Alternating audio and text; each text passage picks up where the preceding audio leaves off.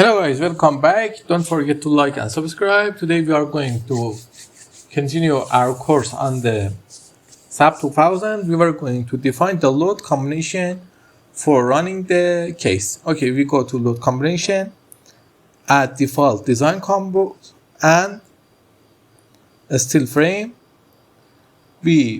As you can see, the still frame design. We can also see the limit states. We can make it deflection or strength. We go by strength, click OK and OK. And as you can see, the load combination are loaded. We OK them. And now we have the load combination.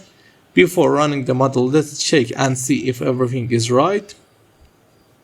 We was clicking here. As you can see, it has restraints. And also these points have no restraints. The model is planned very well. We were ready to run it, but before that, let's see what another thing we need. Let me zoom out.